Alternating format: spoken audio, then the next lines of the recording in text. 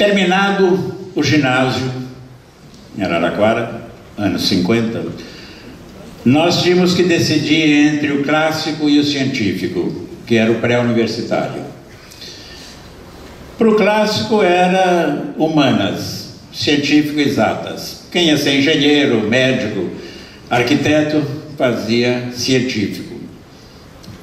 Quem ia para direito, filosofia, lógica, então fazia o clássico.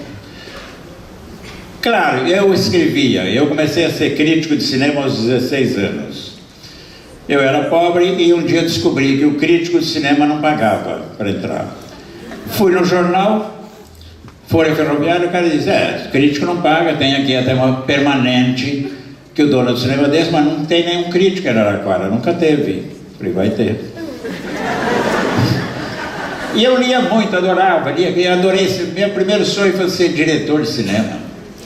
Depois roteirista de cinema, enfim, ia em cinema sem parar. Comecei a fazer crítica e aí peguei a permanente e aí eu fui em frente. Mas enfim.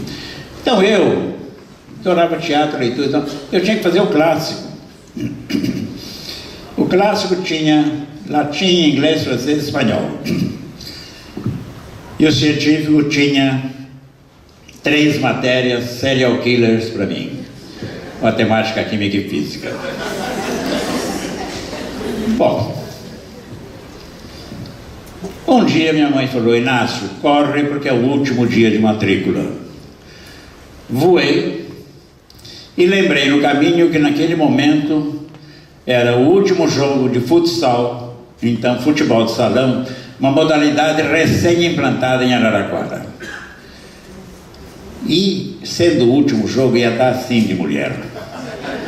Cheguei em frente ao ginásio, a fila do científico tinha 5 e a do clássico 70. Matriculei no científico. E foi para o científico. Fiz o primeiro científico bem. Eu tirava 10 de português, eu tirava 10 de história, eu tirava 10 de geografia, tinha história geral, história do Brasil. E eu equilibrava o 0 e 1 do e-mail de matemática. Então dava para passar, era todo um jogo de notas e tal. Era pior do que a bolsa de valores. Aí passei para o segundo ano, segundo científico, e percebi uma coisa curiosa. Ele não estava indo muito bem, sabe? Não estava gostando daquilo. E falei, vou fazer de novo. Quando eu acho que eu fiz mal uma coisa, eu repito. Nos meus textos eu repito, reescrevo muitas vezes. O final de Não Verás País Nenhum, meu romance, eu reescrevi 38 vezes até conseguir em 15 linhas um tom ambíguo que eu queria. E aí eu decidi, os professores concordaram e eu refiz o segundo científico. Foi uma reaprovação, não foi reprovação. Terceiro científico também fiz 2 vezes, então eu fiz bem no científico, em 5 anos. Último ano, 1956. Todo o meu grupo já tinha vindo para São Paulo. Tem esse Sidney Sanches que eu contei, era do grupo, o Zé Celso Martinez Correia, do Teatro Oficina, era do grupo, Marco Antônio Rocha, hoje editorialista do Estado, era do grupo. Enfim, um monte de gente. E eu lá, último exame oral de matemática. Cheguei.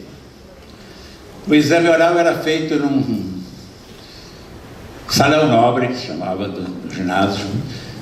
Cabiam umas 500 ou 600 pessoas, alunos. E vários exames orais feitos ali. Era todo rodeado de quadros negros.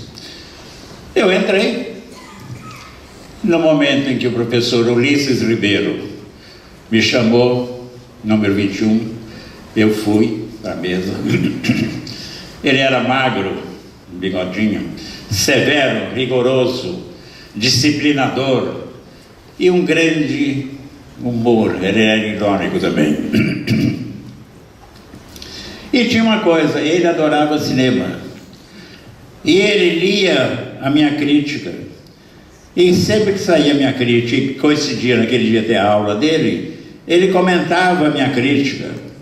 Ele tinha gostado de um ator, eu de outro. Ele tinha gostado do diretor do filme. Eu nem sabia direito o que era a direção, mas enfim, o cenário, etc. Bom, e também corrigia o meu português. Então tinha essa coisa. Cheguei, Ulisses me conhecia de 5 anos, me olhou, um sorriso: está preparado? Estou. Vai passar? Já fez a mala para ir embora? Já. Precisa de muito? Mais ou menos. Quanto? 9,7. Aí, me conhecendo, ele falou: vou fazer uma coisa, te propor, tudo ou nada, quer? Eu falei: o que é isso? 0 ou 10? Vou te dar uma equação, resolveu, não resolveu, vai embora, desfaça a mala e volte o ano que vem. Porque voltava, se você fosse reprovado numa matéria e no segunda época da matéria, você voltava de novo, não tinha essa mamata de hoje, recuperação. Imagina. Aí, ele falou: vou te dar a última equação que eu te dei, a equação que eu te dei na última aula. Eu dei a equação, comecei a andar pela classe, cheguei diante da sua carteira, você estava com o caderno aberto e você lia um livro. Lembra? Falei: do livro eu lembro. E lembro até hoje. A Vida Trágica de Van Gogh, de Irving Stone, uma magnífica biografia do pintor. Falei: pois é, vamos lá. E aí ele olhou para aquelas 500 pessoas, me chamou num canto, colocou uma equação na lousa, como se chamava, e falou bem alto: uma das mais difíceis em matemática. Aí veio no meu ouvido o sacana e falou: olhe para trás. E eu estava aqui na lousa, virei, e aqui tinha 40 meninas do normal naquela época, as mais bonitas da cidade, lindinhas, das melhores famílias. Anos 50, gente, os pais não deixavam as mulheres ir para São Paulo estudar faculdade. Passaram 50 anos e olha o que o mundo mudou e o que vocês ganharam. As meninas ficavam ali porque podia se perder em São Paulo. Perder até a virgindade, sabe lá? Não era na rua, não. Bom, e elas todas me olhando. Não precisava uniforme. Todas bonitinhas, vestidinhas. Araraquara é muito quente, algumas decotadas. Um leve suor crescendo. Um cheiro de perfume. Não, sabonete Lever que vinha para mim. Uma e outra cruzava a perna e eu via o joelho. Ver o joelho nos anos 50 era fantástico. Anos dourados só no seriado da Malu Mader. Você namorava uma menina 3, 4 meses, no escuro do cinema pegava na mão, ela tirava a mão, dizia: não acha que é um pouco cedo? Vai viver lá. Bom, olhei aquela equação, olhei para elas, eu posso fazer tudo menos feio. Comecei a colocar no quadro todos os símbolos matemáticos que me vinham à cabeça. Raiz quadrada de x, matemática sem x não é nada. Elevado à potência n, enésima. N menos y, que é companheiro do x, elevado ao w, sobre logaritmo de 14.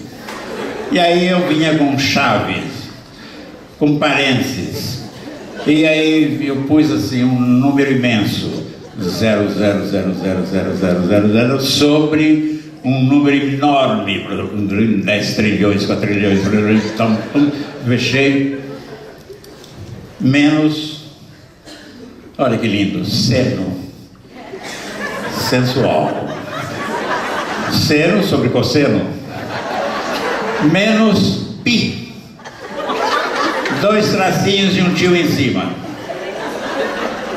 E aí um quadrado puxando um triângulo ao quadrado. E aí eu pus assim, menos 2, menos 4, menos 6, sobre 2, 4, 6. E fui enchendo o quadro. E as meninas loucas de paixão. E fui. Aí tinha no canto um curiferro fazendo exame de física. Famoso. Aí eu cheguei e falei, vai para lá que eu preciso de um pedaço da louça. E ele não entendeu nada. O que você está fazendo? Falei, criando a nova matemática. E fui. Aliás, quando eu e a Rita fizemos esse show no Itaú, o Itaú homenageou a mim e ao Luiz Fernando Veríssimo pelos 80 anos. Então, ele fez uma coisa dele e eu fiz o show. Quando eu cheguei nessa parte, eu vi que tinha uma menina traduzindo em Libra para cego. E aí, quando eu falei cu de ferro, eu virei para ela. Eu queria saber como era. Mas não decorei.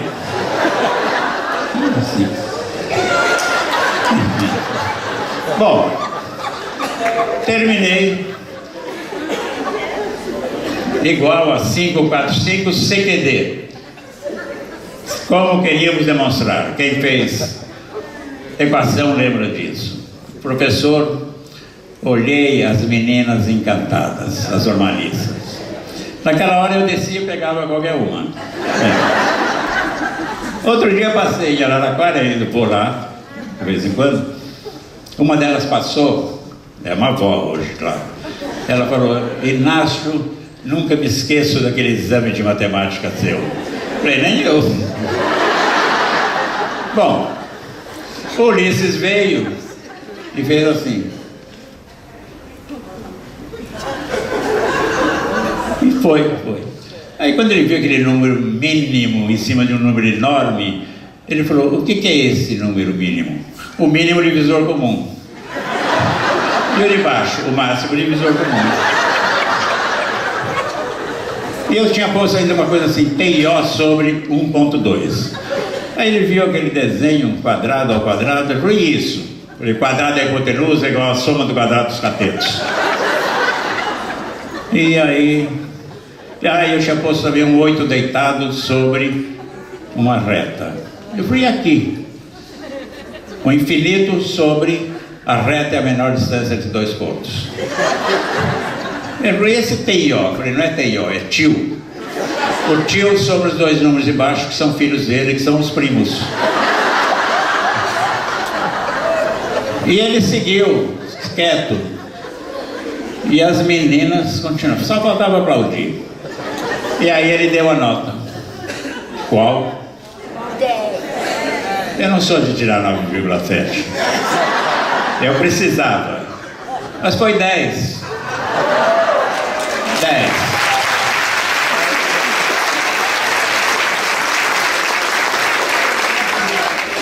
Aí fomos para a mesa.